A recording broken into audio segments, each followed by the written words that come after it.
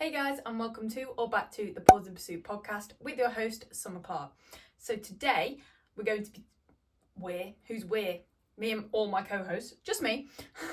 I am going to be talking about winter breaks. So as you all probably know, those of you who follow my Instagram, if you don't, what are you doing? You weirdo. If you don't follow my Instagram, you need to do that because it's where I'm most active. But I did post on my story a few days ago asking for your guys's requests for episodes, solo episode topic ideas, and further guest requests as well. And literally, you guys blew me away. I did not think I'd get that many. I've got so many to last me months now. So I really appreciate that. Thank you very much. I mean, I can come up with them on my own, but also I'm like, well, what if you don't want to hear about that? Like, I need to be pushing content out that you actually want to hear. So lots of ideas from you guys. So thank you all for those. And one of the topics was winter breaks and different opinions around them, to take them or not to take them. So I'm going to be sharing my opinion on them and what I do personally with Arrow as individuals, as an individual partnership. And then also kind of just go through the different opinions that other people have, you know, the benefits that I see, the negatives, you know, all the different aspects, to hopefully help you guys make more of an educated decision for yourselves about whether or not to take a winter break. I thought it was perfect timing because, what is it now? End of September. It is the 1st of October. I'm recording this on a Friday. Saturday, Sunday, in 2 days, it is October, which means I think there's one major event left, and that is British Champs. And I say major, you know, significant event, and then it's pretty much all just little shows throughout the winter. The season's pretty much ended then. I always think of back as the end of the season, kind of.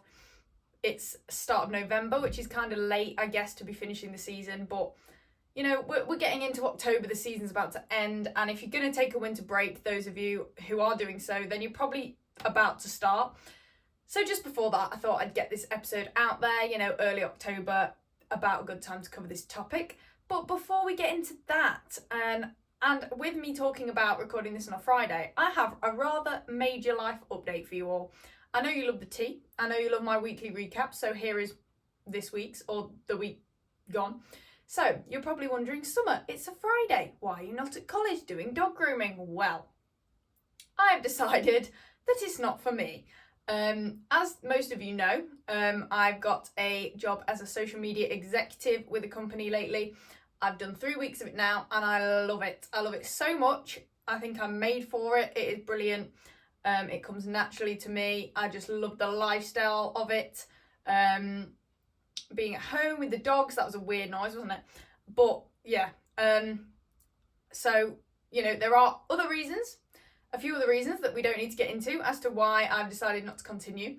But the main one is that I just do not think it is for me. I don't love it. I don't enjoy it half the amount as I do the job I'm doing currently. So my goal is to, you know, focus all my energy into this new career path, get super good at it, even better, and one day go full time in that. Other ideas for the future are brewing in my mind. Is that a saying? Which are super exciting, but I'm not going to go into detail. But yeah, major life update. I now have Fridays free. So I'm making Fridays my new podcast day. So every time I record a solo episode, it's going to be on a Friday. And that means you get more of a regular sort of weekly update. Because if I do it every Friday, then it's been a full week since I last updated you, which is nice. And then I'm going to try and get my guest episodes to occur on a Friday. But if it depends if the guest can do a Friday or not. But that's the schedule I'm going to go with. So it is currently 12:50 on Friday and I have ran a 9k. I've walked Arrow. What else have I done? I've trained Arrow Seesaw because I have Iconics tomorrow, so I wanted to get a bit of that done. Done lots of admin bits on the computer, eaten lots of food, taken some progress pics for the gym. So it's been quite a productive day, and now we're here recording this. What has happened in the past week? So yes, I've made that decision, come to that decision. What else has happened? More has definitely happened in the past week, but I literally cannot even remember. Last Friday I had a training day with Shannon Springford. That was so much fun.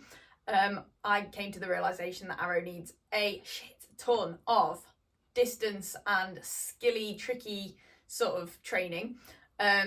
He needs, basically, Shannon was saying that because I've spent so long just working on his drive and he now has brilliant drive, he can't think at speed. So now we need to dial down the drive, not dial it down, but sort of not focus on it as much and focus on getting his skills there at speed, because he has the skills when he's going slow or in a small space, because I only have a little garden. But he now needs to be able to do those skills while he's off his head, wired at speed. So that was so interesting, not just the actual training session, but actually hearing that was super helpful. So that was great. Did we have a show at the weekend? Tell me, did I have a show at the weekend? I really can't remember. I don't think I did, you know. No, I don't think I did. No, I didn't. But yeah, I've got Iconics tomorrow. Another week in my new job, like I said, 3 weeks now. That is insane. No, I didn't have a show at the weekend because I had a really wholesome weekend. Me and my mum went out for coffee, shopping. So yeah, it's been pretty chill, you know, nice, chill autumn vibes. But yeah, that is a major life update and I'm super excited about it. You know when you just know something isn't for you and, you know, you kind of think, well, what's the point in pursuing something that I don't love anyway? Like, that I'm not passionate about, that doesn't sort of excite me. Why do that? Especially, I'm 22, like, why do that? So there's my advice to you. Don't do, you know, yeah, you got to do what you got to do to get a job to pay the bills. But if you're already doing that, I say bills, my audience probably doesn't have bills, but, you know, for example, my bills are my phone bill, which you probably have, dog things, well, not food for me, but, you know, dog stuff, dog insurance, having some savings there for any vet bills you need, all of the things, agility shows, for God's sake, all that, they're our bills, aren't they, as young people, in a sense, before we move out of home, rent, if you're paying rent, you know, so I've lost the plot, I've gone off on a tangent. Oh yeah, so as long as you've got that there, which I have with my new job, why go for something that you're not 100% about? Like, why? Just don't. So that's what I've learned, and I'm now not doing that anymore, and it's great. I'm way happier doing this, and yeah, all positive here, and now I have Fridays to podcast. So that was quite a long-winded intro, but let's get straight onto the topic of winter breaks to take or not to take. Now, I would just like to take a minute to introduce you guys to the podcast sponsor, Huel. So here I have one of the ready-to-drink Huel meals, the berry flavour. Huel ready-to-drink is a meal in a bottle with over 20 grams of protein. It really is the perfect meal for when you are on the go. You don't need to sacrifice convenience or nutrition, you can have both with ready-to-drink. Each serving has 26 vitamins and minerals. This means every bottle of ready-to-drink has 175 health benefits. It is made from natural ingredients such as coconut, sunflower seeds, tapioca, pea protein, flax seeds, and hemp seed protein. Every meal is vegan and it has no gluten, no palm oil, no GMO, no lactose and no animal products whatsoever. It comes in 8 delicious flavours including iced coffee caramel and strawberries and cream, as well as the classics like vanilla, chocolate and banana. It is absolutely delicious and just tastes like a milkshake. It is widely sold in supermarkets, petrol stations and corner shops around the UK, and it can be conveniently purchased online. I found out about Huel because I was looking for a product that would give me all the nutrients that I need while travelling to events and staying over at competitions and training events. So when it's time to refuel and have a meal, I can just drink a ready-to-drink Huel product and get all my nutrients quickly, easily and without cooking. It's perfect when I don't have the time or the facilities to cook. For example, when I'm camping at a competition, I'm going to be drinking at least one a day at KCI and Dogs in Need. If you're super busy, just like me, then you really don't want to miss out. You can easily and conveniently shop ready to drink from Huel at the link uk.huel.com/paws. I hugely appreciate anyone and everyone that uses my link, as it helps keep this podcast running, and every sale through that link helps keep my podcast going. Buying through my link also gets you a free t-shirt which will be auto applied at the checkout. If you subscribe to a Huel order, you can save 10%. You can choose how often your subscription comes, for example every 2 weeks, 4 weeks, 6 weeks, etc. And these are super easy to manage on the website and you can edit whenever you like. uk.huel.com/paws. Number 1. First, I'll start with myself. So I don't personally take a winter break with Arrow. I never did with Ethel either. But for Arrow, he needs regular exposure to a show environment for obvious reasons in order to keep building his confidence and improving his skills. So if I took the whole winter out of a show environment with Arrow, his nerves would probably return after said break because he'd be like, oh shit, what is this? And he'd be like, oh, I'm not used to this. This is scary. Like, for example, you know, going back to school in September after you haven't been since like June or whatever. And that's like 3 months, June, July, August. Yeah, that's like 3 months or whatever. it feels a bit funny, doesn't it? You're not quite as comfortable with everything just because you've taken time out. It's not a routine anymore. So for him, he needs that. And also because he's a little bit behind with his skills, because of the start he had, and I don't need to go into that again, but that was very rude. For God's sake, that notification just made me lose the plot. I normally put it on Do Not Disturb, but I forgot. Let me put it on silent now. Siri's going to think I'm talking to him now. Right, there we go. So, what was I saying? Oh, yeah, and because he's so behind on his skills, he does need to keep practicing those skills in the ring. Like I said, I can train the skills all I want in the garden and he's fine. You know, at training in the week, he's pretty much fine. But when he's so wired in that competition environment, he needs way more practice doing that in the ring. So I can't take him away from that because that's the environment he needs to be in order for him to improve. But that's him as an individual. Like, that's because of his background, because of his predisposition character-wise, he needs that. So again, that's totally individual. Number 2 is, with Ethel, just quickly, I didn't take breaks either for a similar reason. She was already very wired and feisty, and for her, having a break, I'd have breaks with her near the end of her career because she slowed down, lost her enthusiasm, and she would come back more enthusiastic and therefore faster. But at the start, when she was fine, you know, speedy, or as speed she can go, often just argued with me the whole way round. I would, you know, keep her in there throughout the winter because, again, she was a dog that was like, crazy at the time, believe it or not. If you watched Ethel back in the day, you'll know what I mean. So I kept her in there as well, just to keep up those skills. She had contact issues, wanted to keep practicing those. So yeah, I just personally don't love taking a while out of agility full stop. But like I said, you could take a competition break and keep training, or you could take a full-on break. But I think full-on breaks are not for me. Competition breaks, fair enough, excuse me, but with Arrow, no, not fair enough, because it's the competition environment he needs to practice in. You know, he'll be fine at training, but that's the environment he actually needs to be in on a regular basis. So number 2 is that you know yourself and your dog better than anyone else, so don't let anyone else tell you whether or not to take a winter break. You can take advice, but overall it is your decision. And yeah, so only you can decide whether or not, depending on you and your dog. So don't feel peer pressured into taking one or not taking one because other people are taking them or not taking them. Take advice, listen, research, whatever you want to do. But at the end of the day, it's you who needs to make the penultimate decision and don't think anything otherwise. So number 3, it's often a case of trial and error. So for example, is your dog's performance better or worse after a short break? So a week to a month, for example. So maybe trial it out. Maybe take a month off at some point. Say you're going, or maybe you've probably done it before, saying you're going abroad without the dogs for a month. What happens? So what's happened when you come back? Is your dog better or worse? I can't tell you. You need to decide for yourself. You need to, give your dog a week to a month off for whatever reason. Maybe, like I said, when you go on holiday or something, when you've got a busy period, and then when you come back to it, see, is your dog better? If so, great. They'll probably, do better having a winter break. Is your dog worse? Then in that case, maybe don't have a winter break. So often you need to try it to know. Unfortunately, that means risking failure, and I put that in quotation marks because it's never failure, it's learning, isn't it? But sometimes you have to try it out and risk getting it wrong to know how to get it right. And that is true in all aspects of life, isn't it? So, number 4, a bit more about Arrow, because I love talking about my dog, obviously. Arrow would go crazy and forget his skills. And again, I put forget in quotation marks because he doesn't actually forget, but he would be so crazy and wild in his head that he would act like he'd completely forgotten and never been trained agility in his life. So I've learned through experience that he has to train and compete regularly in order to maintain and improve his skills and mindset. As you probably all know again by now, that is what has got him to where he is today. Continuous exposure to agility and a show environment, making him work through the environments and the situations that he didn't like and couldn't cope in, and now he can cope in them.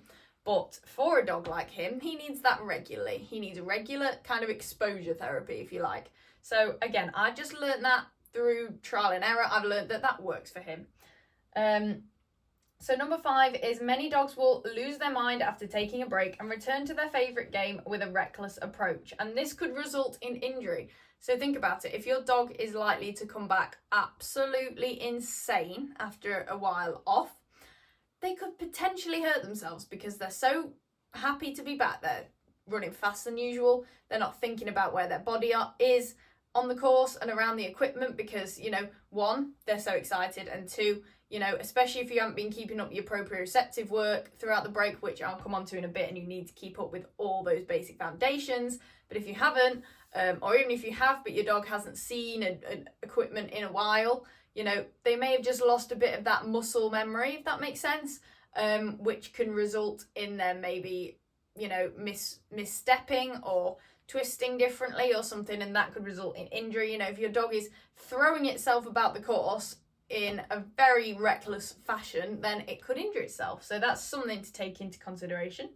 So number 6 is many handlers feel rusty after taking a break. So I like to handle regularly for this reason. I don't feel at my best if I have a long time off agility. Just like anything, if you don't, what's the saying, god damn it? Use it or lose it, that's it. So it's the same with anything, like the gym, for example. If you take a month off the gym, it's good to have a break sometimes, but you're not going to come back stronger, really, are you? When I've had to have time off the gym, and the only time I did that this year, and I have to, is KCI Dogs in Need. Say, what's that? That is like 2 weeks. And I came back to the gym, and I was more sore the day after because it wasn't a regular thing. Does that make sense? So my body had kind of started unlearning that pattern, in a sense, because I'd broken that pattern for a while. And it was like new again, if that makes sense. So there are going to be some side effects of that. I mean, there's positives. There's, gives you your muscles time to recover, repair, stuff like that. As we know, rest is when you grow muscle, but at the same time, again, I've lost my train of thought. I keep going off on tangents. I've gone off about the gym again. You can tell how much I love the gym. But yeah, basically, I came back after 2 weeks of no gym, did a gym workout, and was so sore the next day, when normally maybe a little bit sore, but not that sore at all. And I could barely walk. So, your body gets used to things. And if you break that routine, there are going to be some negative side effects, but there's positives to counteract that, like the muscle repair and stuff. So there's positives and negatives is basically what I'm saying. It isn't about outweighing either one. Sometimes it's just about being aware of both sides and then weighing them up for yourself.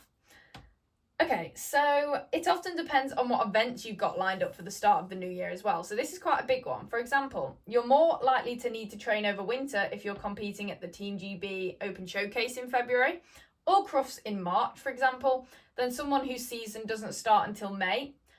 And also, everyone's tapering period is different, and some people don't even taper. So again, it's an individual thing. But for example, me, I'll have the Team GB tryouts starting in February, so Open Showcase, and then I have 4 events at Crufts in March. So I'm not going to want to take a break until mid-January. Am I really? Because I have an important event in February. So for that reason especially, I want to keep training throughout the winter to make sure that we're, our skills are there, everything is there and solid and in place, and we've been practicing, because practicing makes perfect, practice makes perfect. So I'm going to want to do that leading up to that event. But, same with Crufts in March, maybe you probably could have a winter break till January and be fine for March, but definitely I wouldn't say February, especially early February. But then someone who doesn't have their first competition until, what did I put on here? May, for example. I know that's quite late, but maybe some people do have an extended winter period or off season, as they say. So if your season doesn't start until May, you're fine. You could probably have till February, whatever, off. So do you know what I mean? And then start again for even March, April. Yeah, that gives you like 2 to 3 months to get back to it. Whereas, so it really depends what you have lined up in your calendar, and also the significance of those events, so how important they are to you and how much preparation you think you and your dog as individuals need for those specific events. And then obviously you've got tapering. So I spoke to Nicola Wildman on 2 weeks ago's episode, which was a super popular episode. I think you all loved that, the 2-hour long one. We just kept going, didn't we? But she was saying about tapering. So you've got to factor in your tapering period for those events as well. And how you prepare for those events. So your prep probably isn't going to be take a whole winter break. Do you know what I mean? So it's kind of like that. So basically what I'm saying is your preparation period with all the different steps like Nicola was talking about is probably going to be during the winter if you have Team GB Open Showcase in February. So in that sense, you probably can't really take the winter break. So number 8, taking a winter break does give you and your dog a physical rest and reduce the risk of injury. So, goes without saying, doesn't it? If you have a nice rest, nice downtime, you're going to reduce the risk of injury because you're not putting yourself in a position to get injured.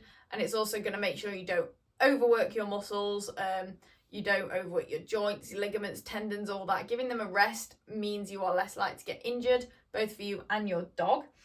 And it also gives you and your dog a mental rest. So many handlers end up missing doing agility over winter when they take a winter break and return with more enthusiasm than usual. So, and as we've said before, happy handler means happy dog. So if you're in a good headspace when you're doing agility, the run's probably going to go better. And sometimes, as I've spoken about before on this podcast, is that we can often, as handlers, get burnt out by agility every weekend, and it can become too much, it can become all consuming, it can start feeling like work or a chore, especially if you do it for a living. I know a lot of trainers do and stuff like that. So having the winter off, it kind of rejuvenate your passion for it and think, oh, I actually really missed that and I really want to do it again. So, it's like you don't know what you're having till it's gone. Like COVID, when we had COVID and we couldn't do agility, we were like, oh, I really want to do agility. But then when we've been doing agility all year, we're like, oh, this is a lot every weekend. Do you get what I mean? Like getting up at 5 a.m. and running about all weekend. So again, mental and physical rest is always a positive in that sense. So, it's the same for dogs that lack drive. So dogs that lack drive often return with more speed because they missed it. And they're like, oh, this is new, this is different, this is exciting, there's novelty again. The novelty hasn't worn off because they haven't done it for ages. So again, that's where you need to assess where your dog is on the spectrum of drive. So dogs with super low drive will probably come back with a sensible amount of drive that's nice and speedy, but also not unsafe. Whereas dogs like Arrow, for example, who are already driven, well now he is, will come back with that doubled, which is probably an unsafe amount of speed and, mentally as well, like an unsafe amount of drive in Arrow's head because he's a nutter. So again, very, very dependent. So where am I? 10. The basic foundations must be maintained over winter. So this goes without saying. So for example, walking, running, proprioceptive work and physiotherapy. Otherwise, your dog is likely to sustain an injury upon return. So you need to keep up with these basic movements, this basic exercise and all the little bits of training that are nothing to do with the agility course and no equipment involved as far as agility goes, but are still working to improve your dog physically, if that makes sense, and keep them fit. You don't want to give your dog a break off all exercise and then return them to agility in an unfit state. You have to keep them fit by putting in this work. Otherwise, they will injure themselves. It's as simple as that. And the same goes for you. So as a handler, keep walking, running, weightlifting and stretching if you partake in these activities during the agility season. So for example, all year round, I do all of those activities and more, probably swimming, stuff like that. I'm a very active person outside of agility. So if I were to take a winter break off agility and also stop doing all those things, which I would lose the will to live if I didn't have agility or any of those things. Like, what would I do in my life? Just saying, what the heck? I don't even want to think about that. This is why I'm so scared to get injuries. If you do that all year and then suddenly, again, do no exercise over the winter, you're going to come back after winter super unfit and more likely to injure yourself because, again, your body's not used to it. You need to, it's a gradual thing, isn't it? Gradually build up your activity. So you need to sustain that basic level of activity. But again, if you don't do exercise outside of agility all year round, then don't just start doing all these things in the winter to replace the agility, because if you start doing all of those, you could start, say, going to the gym or start running, do little bits like that and gradually build up, but don't suddenly throw yourself into all of the things I've just listed just because you're taking a winter break off agility. I more mean keep up the normal routine, the regular stuff that you do throughout the year anyway, and just take the winter off agility, if that makes any sense, which I really hope it does. It's hard to explain, but you get it. And if you don't, please message me. Again, any of these podcast episodes, if you don't get something I said or anything, excuse me, I'm dying, just message me about it. So number 12 is don't resume your usual volume of training and competing immediately after taking a break. Gradually ease yourself back into it. For example, 2 training sessions and 1 show a month, followed by 3 training sessions and 2 shows a month, etc. And gradually build up until you're doing your normal, training every week. I was going to say show every weekend often is through the season, isn't it? Or, at least 3 shows a month. Do you get what I mean? So basically just build up gradually in that kind of way. Don't necessarily do what I just said, but you get the gist of what I'm trying to say. Again, I'm not an expert on any of this. You do realise that. I'm just offering a bit of experience, a bit of common sense, a bit of advice to think about. But I'm no expert. But, just make sure you're gradually coming back into it. Don't take the winter off and then do training sessions twice a week and shows every weekend, 2 days a weekend suddenly. Because, again, injury's going to happen. Your runs probably aren't going to be your best because you'll just burn out straight away. Gradually increase it. As if you took time off the gym and you came back, you want to gradually increase the weights again so you don't get hurt. Same goes for this, for you and your dog in this sense. So, to be honest, if you're going to take a break, then winter is the ideal time to do it. The low temperatures mean that the risk of injury is higher. It's harder to warm up. You need to warm up for longer, and often we either don't have time or forget. So just having colder muscles when you run automatically means that you're more likely to get injured for you and your dog. There's obviously ways around that. It's not necessarily going to happen if you manage it well, like warming up for long enough, doing the right warm-ups. Listened to my podcast episode with Chris Curtin from ages ago about handler fitness and nutrition. That's all in there. And obviously same for your dog, warm-ups, cool down, stuff like that. I spoke to Megan Hunt in an episode. We talked about physio and warm-ups and cool down, so go check that out for the dog side of it as well. Obviously you can wrap up warm, you can wrap your dog up warm in all the nice thermally coats and stuff. But overall, the chance of injury is higher. And also, your motivation to go outside and train is lower because it's cold. So if you're sat in a nice warm house, you're thinking, I have to go out and train agility and it's like -2 outside. You don't want to really, do you? Whereas if it's nice weather outside, you're like, oh yeah, I'll go outside in the sun, do some training. And also the ground is often hard, wet or muddy, which isn't only unpleasant and means you have to wash your dog and your shoes for about half an hour after every session, but it can be unsafe. So if the ground's super slippery, super muddy or, super hard, again, that's going to mean that you and your dog are more likely to get injured. So the winter is a good time to have a break if you're going to have one. If you're going to have a break, then make it in the winter, not the summer, for example. I mean, if you're going on holiday, you might need to or something, but realistically, it's the perfect time to do it. So if you need or want to, it's a great time to do it. So there's no right or wrong answer. I just want to keep saying this. The decision depends entirely on you and your dog as an individual partnership. I cannot drum that into your brains enough. And then also, just a couple of things to sort of round the episode up with, to sort of give you some alternative ideas if you're still stuck after hearing all that, is that if you need a break but your dog doesn't, and again, if you think you need a break and you think your dog doesn't for whatever reason, so for example, if you just want a break from agility but you think your dog is like Arrow and will probably be worse for it with a break, then consider letting someone else train them over winter. So maybe someone at your training club that could pick your dog up that lives locally and take them to training and bring them back every week or something. And then if your dog needs a break, so if you think your dog needs a break for whatever reason, but you don't want to stop handling for that long because you're worried about getting rusty, then consider asking to train or compete with someone else's dog over winter.